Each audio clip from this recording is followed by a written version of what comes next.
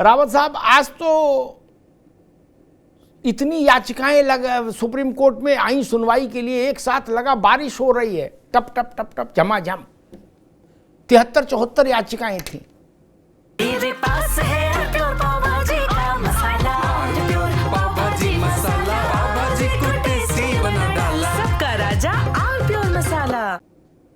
और इस नए कानून के खिलाफ जो याचिकाएं थी, उनके वकीलों ने तो आरंभ से पहली मांग यही शुरू कर दी, भैया तुरंत रोक लगाओ, खारिज करो, कानून खारिज करो। लेकिन वो बात नहीं मानी गई, ना कानून के क्रियान्वयन पर रोक लगाई सुप्रीम कोर्ट ने, ना कानून को खारिज करने की कोई दिशा में कोई टिप्पणी की। कोर्ट ने सिर्फ इतना किया कि कुछ सवाल सुप्रीम कोर्ट ने सरकार से पूछे और कहा 2 हफ्तों में आप अपना जवाब दाखिल कर दीजिए। अब आगे क्या तस्वीर दिख रही है रावत साहब? सड़क से सुप्रीम कोर्ट तक बवाल है, गदर है, जान लीजिए। देखिए, सबसे बड़ी बात है अमिताभ जी, सुप्रीम कोर्ट ने जो आज सुनवाई की है और जो उस सुनवाई के तहत जो उनकी व्याख्यान आए हैं, उससे काफ़ी संतुष्टि मिलती है। और सुप्रीम कोर्ट का दायित्व भी यही बनता है कि जो पार्लियामेंट है, जो संसद है, उस संसद के बनाए हुए कानूनों को वो ना छेड़े तो ज़्यादा अच्छा है। और उसके अधिकार भी अलग अलग बने हुए हैं, संवैधानिक समिति होती है या दूसरे जो अधिकार हैं उनको देखे।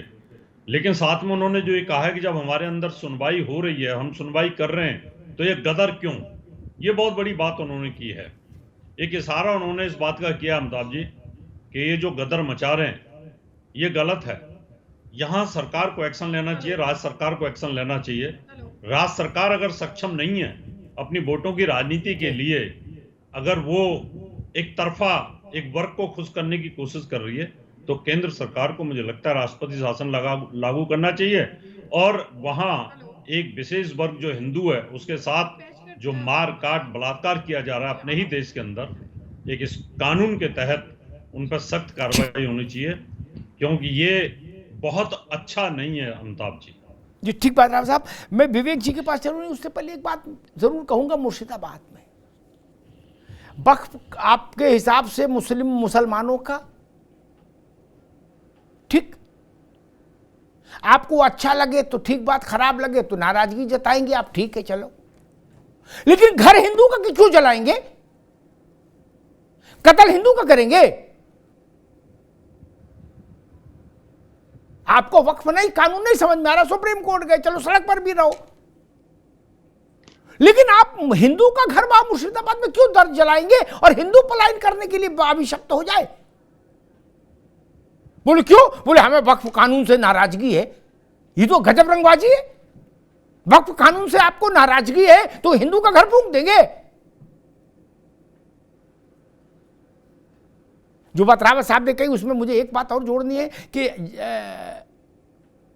सुप्रीम कोर्ट बहुत सारे मसलों में स्वतः संज्ञान भी लेता है, और आज तो संज्ञान लिया, टिप्पणी की। सुप्रीम कोर्ट के हाथ में अधिकार था, टिप्पणी से आगे भी बात जा सकती थी बंगाल के लिए। रावत साहब, आज ही हो जाता है सब कुछ, सुप्रीम कोर्ट के पास तो अख्तियार है।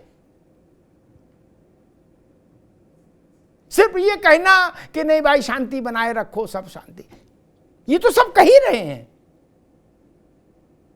लेकिन जिनके पास अधिकार है उन्हें शांति बनी रहे, इसके लिए कुछ करना चाहिए, ये बड़ी चीज है। विवेक जी, मुझे दिखता है कि संसद ने कानून बनाया, वक्फ का नया संशोधन किया, वो नाकाबिले बर्दाश्त तो सड़क और अदालत।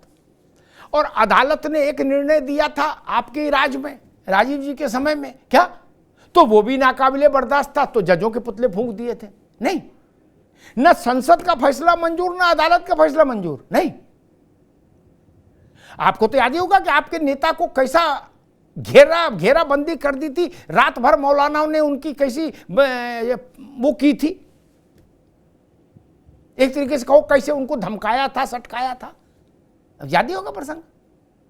और सुबह वो बदल गए राजीव जी, बोले जान छुड़ाओ।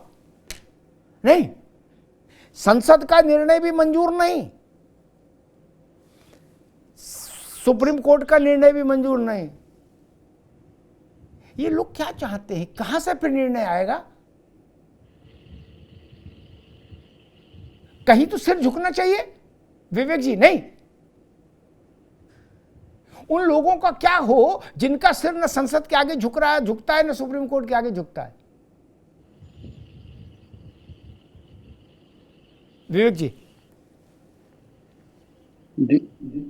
बहुत बड़ा सवाल आपने किया है, और ये सवाल इसलिए और बड़ा हो जाता है कि कोई भी जनता द्वारा चुनी गई सरकार कोई भी इस तरह के कानून बनाने के पहले, निर्णय लेने के पहले आप कहेंगे 90 लाख लोगों की राय आई, जेपीसी गठित हुई। ये सब होने के बाद आज राजीव जी का या कांग्रेस समय का आपने उदाहरण दिया, बिल्कुल बात सही है, लेकिन अब उसके बाद सरकार को उसके बाद सरकार ने क्या उससे सीख लेके आगे बढ़े? अगर सरकार उससे बड़ी लाइन खींचती कि देखिए सरकार ने, कांग्रेस सरकार ने उसमें यह इस तरह किया था, लेकिन हम उसको इस तरीके से उसमें सहमति बना रहे हैं, और वो सहमति ऐसी बनती है अमिताभ जी जिसका नहीं अमिताभ जी जिसकी झलक पूरे देश में दिखाई पड़ती है, सड़कों पर दिखाई पड़ती है। 1 मिनट भाई, 150 करोड़ लोगों से सहमति कैसे बनती, जरा इस पर प्रकाश डाल दीजिए, फिर आगे चले। जी देखिए अमिताभ जी, 150 करोड़ लोगों से सहमति इसके पहले भी बनती रही।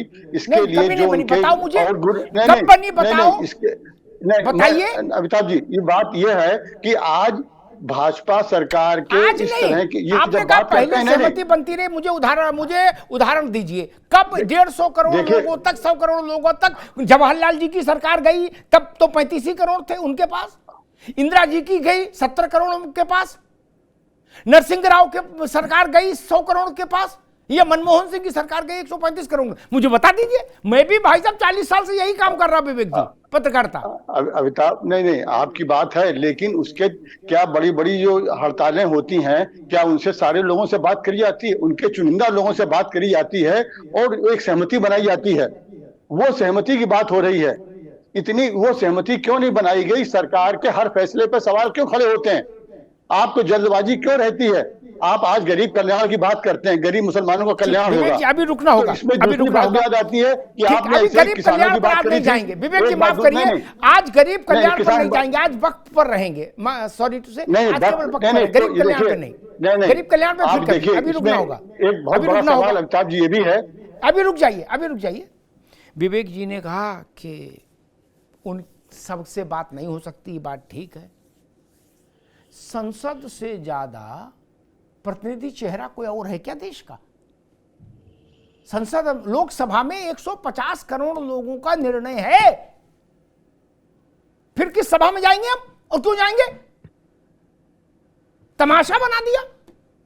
बिल्कुल 150 करोड़ लोगों का फैसला, भारत की लोकसभा का फैसला 150 करोड़ लोगों का फैसला है, और ये बात हम नहीं कह रहे, सुप्रीम कोर्ट कह रही है। अभी राज्यपालों के मामले में क्या कहा था सुप्रीम कोर्ट ने? तब विवेक जी की पार्टी गदगद थी, बतासे बांट रही थी। क्या कहा था सुप्रीम कोर्ट ने? कि सरकार जनता की प्रतिनिधि है, गवर्नर उसको ओवररूल नहीं कर सकते। तो मोदी की सरकार नहीं मानी जाएगी, बाकी की मानी जाएगी। विवेक जी, कांग्रेस को ये नहीं कहने की का नैतिक हक इसलिए नहीं हासिल है, नैतिक हक, क्योंकि आपने अभी नरसिंह राव के समय में, वक्फ तो छोटा मसला है, हम मान लेते हैं मुसलमानों का मसला, मान लेते हैं, अशोक जी भी मेरी बात से सहमत होंगे। 25 करोड़ 20 करोड़ कपिल सिब्बल 20 ही बता रहे हैं, क्या उतना का मसला है? राव साहब जो कानून ले आए थे संसद में, वो 110 करोड़ लोगों से जुड़ रहा था सीधे, 110 करोड़। किसी से चर्चा नहीं, कोई जीपीसी नहीं, कोई सुझाव नहीं मांगे गए, कोई मीटिंग नहीं हुई, धय धमाधम धम, और लोकसभा में पारित, राज्यसभा में पारित, दस्तखत कराए राष्ट्रपति के, बोले जी उपासना स्थल विधेयक कानून हो गया, बोलो जय सियावर रामचंद्र की जय। वो कांग्रेस कह रही है कि तुम्हें मेरी कसम 150 करोड़ लोगों के पास क्यों नहीं गए, कुंडी क्यों नहीं खटखटाई? प्रभु, इसीलिए विश्वसनीयता का संकट है। अब आज तो आप देख ही रहे हो कैसी स्थिति हो गई। अब दूसरी लड़ाई लड़ो, वक्त के चक्कर में न रहो। अब ईडी वाला मामला उसको सलटो। विवेक जी, वो गंभीर मामला है। ऐसे ही एक मामले में आपकी पार्टी के मार्गदर्शक और सलाहकार लालू जी जेल का लंबा अनुभव लेके रह चुके हैं। हालांकि अखिलेश जी ने अच्छा सुझाव दिया। उनने कहा भाई ये हमेशा बवाल काटो, ईडी खत्म कर दो। अखिलेश जी के इस सुझाव के बाद मुझे लगने लगा हो सकता है थोड़े दिन बाद कोई नेता ये भी सुझाव दे दे, पुलिस भी खत्म कर दो। अगला कोई नेता खड़ा हो जाए वो कहे अदालतें भी खत्म कर दो, ना पुलिस ना अदालत ना ईडी, खुला खेल फरुक्काबादी चलने दो, मौजी मौज। अशोक जी, विषय फिर वही है कि सुप्रीम कोर्ट से जो लोग इस कानून पर स्टे लगवाने गए थे उनकी बात कम से कम सुप्रीम कोर्ट ने खारिज कर दी। और उसने ये भी कहा बार बार ये बात बोलेंगे इससे कोई लाभ नहीं होगा कि स्टे लगा दीजिए, स्टे लगा दीजिए, तर्क दीजिए, हम सुन रहे हैं।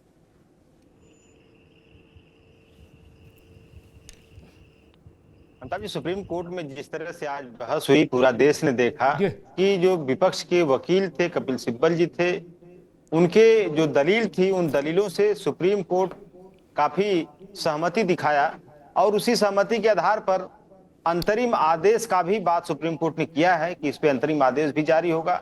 और सुप्रीम कोर्ट ने जैसे वक्फ बोर्ड में गैर मुसलमानों की एंट्री पर भी सवाल उठाया, सुप्रीम कोर्ट में कुछ दलीलें रखी गई जिसको सुप्रीम कोर्ट ने उस पर विचार भी किया। और सरकार के लिए मुझे लगता है कि जो सरकार कहती थी कि ये संवैधानिक तरीके से किया गया, लोकतांत्रिक तरीके से किया गया है, बहुत जल्द इस पे कुछ ऐसा अंतरिम आदेश आएगा। अमिताभ जी देखिएगा कि सरकार को जवाब देते नहीं सूझेगा, क्योंकि बहुत सारी चीजें इसमें की गई हैं। जैसे कपिल सिब्बल का मैं पढ़ रहा था कि उन्होंने कहा कि अगर वक्त किसी को करना है तो 5 साल का उनको मुसलमान होने का सबूत देना पड़ेगा कि हम मुसलमान के रीति रिवाज को पालन करते हैं। अब जो मुसलमान धर्म में पैदा हुआ वो क्या करेगा भाई, वो तो उसी धर्म में पैदा हुआ है। ऐसे करीब 8-10 क्लॉज मैं देख रहा था अभी आपके यहाँ आने से पहले। बहुत सारी चीजें हैं जो कि सरकार को उसका जवाब देते नहीं बनेगा।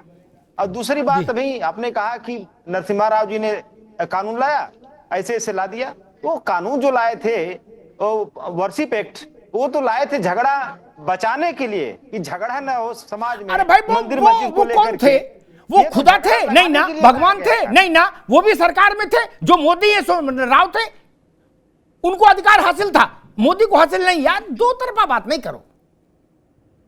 नरसिंह राव कौन थे? अच्छा, उनके पास तो और भी मेजॉरिटी कम थी। 2 मिनट तब जी अशोक जी, अगर नरसिंह राव ला सकते हैं अपने मन से कानून, तो यहां तो 90 लाख लोगों के सुझाव आ गए, 77 मीटिंगें हो गई।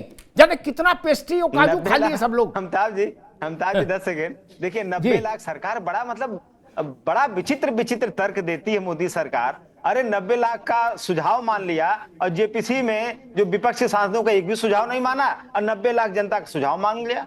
ये मतलब आपको लग रहा है ये बात गले से नीचे उतर रही किसी के? जो जेपीसी के विपक्ष के सांसद का एक सुझाव नहीं माना, एक सिंगल, और 90 लाख सुझाव को सरकार ने जो है देखा। तो ये बातें कंट्राडिक्टरी बातें हैं और अजीब सी लगने वाली बातें हैं। इस बातों को न तो आप मानेंगे, न तो हम मानेंगे, न तो माननीय सुप्रीम कोर्ट मानेगा। देखिएगा इस पे बहुत जल्द कुछ न कुछ ऐसा अंतरिम आदेश आएगा कि सरकार को मुंह की खानी पड़ेगी। मतलब थोड़े में ज्यादा स्वाद, यही तो है इसकी खास बात। वाओ मम्मा, क्या स्वाद है। अरे मेरे राजा, सबका राजा